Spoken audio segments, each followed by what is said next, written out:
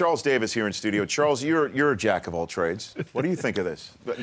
I mean, Iverson had to know I'm wearing a Red Sox hat. Celtics just beat me. Coach is pissing me off. I'm going to do this. He had a lot of issues with Coach Brown at that time. I think so, right? And a lot of quiet things would go on. And I'll never forget reading later on, Larry Brown had told people, this is not going to work. We've got to do something. Mm-hmm. And do you know what saved it? Do you remember what Larry Brown said actually saved it and said, we've got to keep trying this thing? He and Allen had a major dust-up after a game. And afterwards, they're going outside, and Larry Brown's wife and young child were outside waiting, and Allen and he had just gone head-to-head. And Allen comes out and acts like nothing's wrong, hangs with the kid. Mrs. Brown, great to see you, extremely polite. And when he walked away, Larry said to himself, I've got to do something to make this thing work because there's an innate goodness in there, no kidding. And we've got to figure this thing out. So I thought that was very interesting and telling about sometimes those cues you get, basketball on the court, this isn't working, get the kid out of here. He sees this happen off the court, and he goes, you know something, got to find a way to make this work. Plus, I'm getting 25 to 28 a night from him, so I got to find a way to make this work. And may I ask one quick thing? Please. I loved your Kevin Ollie interview. I thought that was fantastic. I really did. So many ways you went. And I thought that when you had to play Gino's comments, Gino Auriemma's comments about the state of the men's game as he sees it. It's a joke. Right? Yeah. Called it a joke and the whole deal. Kevin's response, so measured, thoughtful, anti-inflammatory. Remember, they share a corridor back at UConn. And the first thing I thought was, wow, what if he had said that and Jim Calhoun was still there? Because right now, Jim Calhoun would be down that hall and they'd be going. Because you remember that relationship. Wasn't, yeah. What was the title of one great article about it was Dynamic Tension. And that's about as nice a term as you could have for that. I think Jim would be down the hall right now saying, let's go. Well, right now, Jim's on the worldwide leader right now, doing their Final Four. And he has an office back there, so he may still go down there anyway because Kevin Ollie's his guy. So this is going to be interesting. Charles Davis here on the Rich Eisen Show. Obviously, Path to the Draft is the only place that you should get all of your information as we get ready for our draft coverage in Chicago later on this month at CFD22 on Twitter. Interestingly enough, right now, one of the stories in Philadelphia that I saw on the internet there on Philly.com today that really I loved is that the stores, the apparel stores in Philadelphia are holding their powder on filling these spaces up with Sam Bradford jerseys. Don't do it just yet. They don't trust Chip Kelly to keep him. I've got to tell you, these are some very smart stores. Right, yeah, that they apparently, the reporter went into a Modell's law, because I know you know Modell's is huge there. Big sporting goods. And they asked one of the, in this article, they asked one of the people who's stocking the shelves, where are the Sam Bradford jerseys?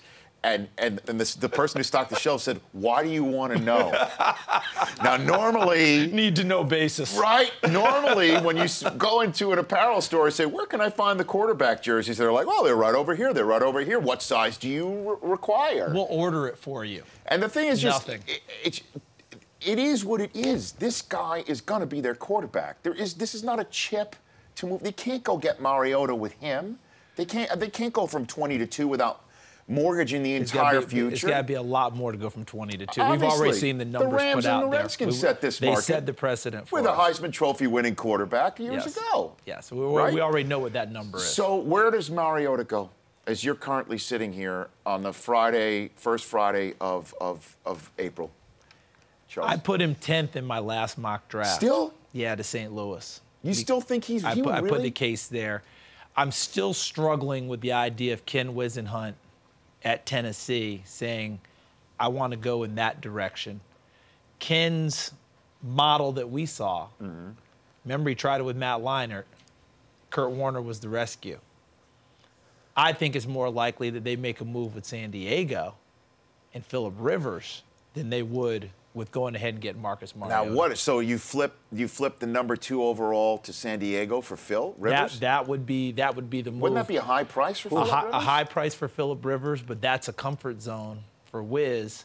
And This is just me saying, I haven't talked to Ken about it at all, but based on the model we saw before, that was a pretty good model for him. You get a quarterback who can play right away. San Diego's dealing with a year on the contract left. They could end up with the young kid and take off and go from there. So that, to me, is much more likely a scenario, I believe, even though Tennessee's making a lot of noise right now about number 2 and Marcus Mariota. And I've joked, and I'll probably get a call from Wiz at some point saying, hey, man, what's the deal? And that's fine with me because I'd love to ask him about it. But I joked, why weren't we talking about Mariota in Tennessee if I'm the Tennessee Titans, essentially the minute that the national championship game was over? Because if you're going to drum up the interest and say you like the guy, why are we just doing it now? I would have been doing it for a long time. Well, here's the way I think I would see that trade potentially going on. I've got Charles Davis here. In the same way that San Diego got Phillip Rivers, where they went ahead and they drafted Eli Manning and flipped him to the team that wanted him. Right. So maybe they draft Mariota and flip him to San Diego in that right then and there for Phillip Rivers. And San Diego's got their 17th overall choice as well. And there's other considerations to square this circle. That makes sense. That would be explosive. There's no other way to put it. And it would be so much fun for us in Chicago. And the other dots to connect to see the smoke around this potential fire is Phillip Rivers saying he doesn't want to sign a long-term deal in San Diego right now, saying that the uncertainty of the location of the team moving forward he has a problem with. Yeah, makes it simple. And one of the teams to privately work out Marcus Mariota has been the San Diego Chargers. Oh, yeah, without a doubt. You've got to, because you're not sure how these things are going to fall. As I said before, I put him 10th to St. Louis. Now, when you do a mock draft, as you know, Rich, you can't include drafts. Right? You can't include trades. You can't do, to be true to doing the mock, you don't include the trades, you don't do all that. But most of the time when you do a mock draft, as I see it, you have a little bit of a theme to your mock draft. Okay, my first mock draft that I did that I'd never fully explained, it was probably the wrong thing for me to do, I put Jameis Winston at 10. To St. Louis. And everybody went absolutely berserk and blotto. Well, the reason I did it, I manipulated the draft board. Let's go ahead and use a buzz phrase right now. Sure. Manipulated the draft board. Why? Because I thought with everything that Winston was carrying with him, with the baggage he was bringing into it, at that time, St. Louis is an ideal place for him. Jeff Fisher, right? Les Snead. They've dealt with a few different knuckleheads before. Middle America, go play. You don't have the spotlight. It's wonderful. Well, we all know that that's folly. We all know he's going to Tampa Bay unless he has a hiccup between now and then. 2, Tennessee, remember what I said? I don't believe that they want to go in that direction, so they go defense. 3, we know Jacksonville got a quarterback last year. 4, Oakland got a quarterback last year. 5 is going to be the interesting one with Washington. How could Washington go ahead and throw the owner is not going to do that in the middle of this mix where I don't see the owner doing RG3's on a walk year because they're not going to pick up his option because it's way too prohibitive. Can't do it. And then it's just the same guys who Gruden used last year to try and fill in for. I don't see them doing it because I don't think the owner will allow them to do it. I think Jay Gruden would be very interested in hitting the restart button at quarterback. Scott McCloughan's the new GM. He might very well be there, but he's not tipping his hand. You are a Jets fan. Yes, sir. Whenever I looked at RG3 and Dan Snyder in the early years, you know what I saw? Sonny Werblin and Joe Namath. Why? Because remember when Sonny Werblin was an entertainment guy. Right. What did he do with Joe Namath when he got to town? Just squired him everywhere, didn't he, Rich? Broadway openings, this, that, starlets everywhere, Sonny right there. But he was doing it to create a team and a buzz around a team. I felt like Dan Snyder had a similar feel for RG3, for Robert Griffin III. He was all over the place with him. He was doing this. That seems to have cooled somewhat, but I don't know that this owner is going to say, didn't we make a monster move for this kid? Somebody figure it out and make it work. Give it one more shot. You got to give it one more shot before we go anywhere else. And that's why I don't go there. And the last part is, Rich, 6 with the Jets. Marcus Mariota is a very introverted kid media-wise. Not so much on the field. That's a little overblown. But media-wise, he would sooner be anywhere else than sitting with you and me right now and doing this thing. New York? I don't know about that with him. Well, I have Charles Davis here. By the way, it's a good thing for Werblin that Namath didn't have a Twitter or an Instagram account. Could you imagine? Right? Well, Sonny would have loved it, though. He was an entertainment guy. That's true. He would have loved it. That's true. Charles Davis joining me here. So Kevin White, is he the guy who's the top wide receiver now? Top wide receiver on my board, but I think Amari Cooper will go ahead of him in the draft. And there's a scenario that I put out there that Devontae Parker goes ahead of him as well. Not because of talent, but because of fit. Minnesota, Teddy Bridgewater, Devontae Parker, Louisville. It fits, even though Amari Cooper did play with Bridgewater in high school as well. Who helped himself out the most in the pro day schedule?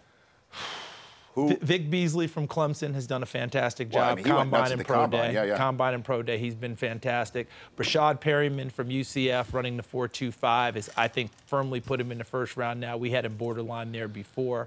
Byron Jones from UConn has now made a major jump, and I know he did a great job here on your show. He came on the show the other day. He says nobody. He did have a shirt, right? Well, he wore a shirt. Well, for you. I don't know. He may have been shirtless on the phone. Well, if he's on the phone, there was no shirt. But let me tell you something. When I say something like that, sure, it is latent jealousy, because if I looked like him, I wouldn't wear a shirt either. Understood. I don't look like that, so I'm jealous as heck. But Charles, he said that. So right now, nobody's interviewed him yet. And he's waiting to get the phone call for even a private workout. What's up with that? People don't want to tip their hand with guys like that. Played 7 games last year. He's almost a diamond in the rough, but he blew the lid off of it by testing too well.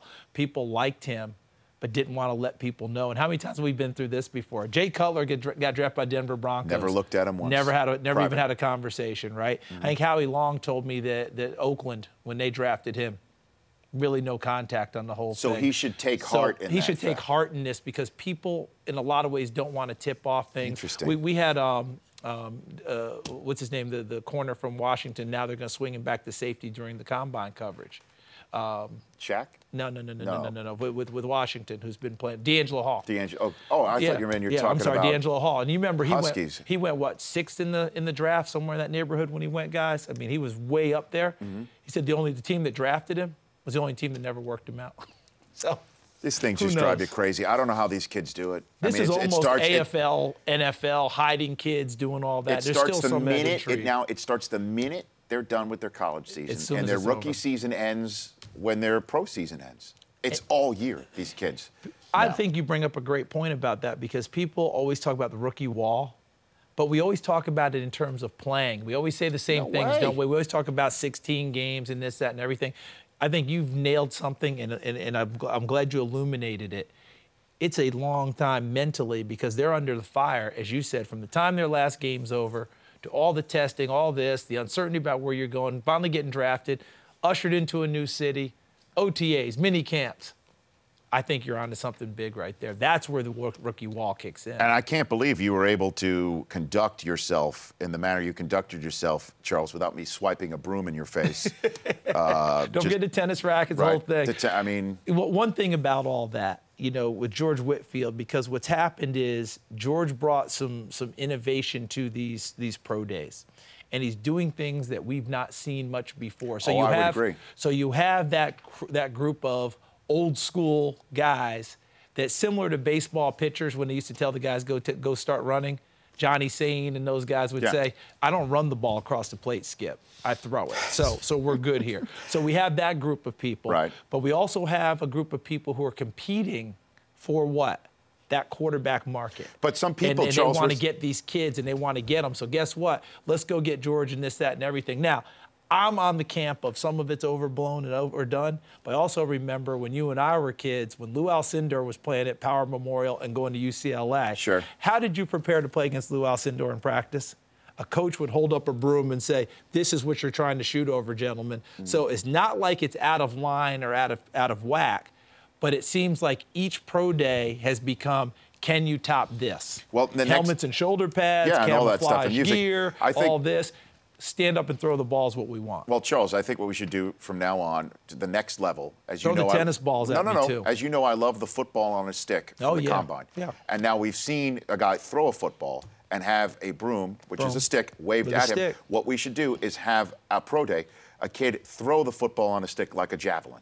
combine them two, and just whiz that thing down the field. And do we have the guy running out there to mark it? Well, and then people will say, you know what? He's more of a pocket javelin football and a stick thrower. Why are they rolling him out? You know, and just like Sean King can complain about it on Twitter and things of that nature. And to bring it all the way back around and bring it back to football, as you and I like to do. Yeah. Javelin thrower, quarterback. Yeah. Tobin Rote. Like it. Remember that name? I do. Tobin Rote was a javelin thrower in college and had that extra little snap when that ball came off, and his receivers talked about what a heavy ball Tobin Rote threw. So if we're going to talk javelins, let's bring Tobin Rote back. Attaboy. Charles Davis, Path to the Draft, every night on NFL Network, at CFD22, right here on Twitter. Thank you for coming in. Thanks for having me, as always. I hope the next time I see you is in Chicago. I hope to see you before that. I look forward to that. Excellent. The Rich Eisen Show, weekdays at noon Eastern. On Audience.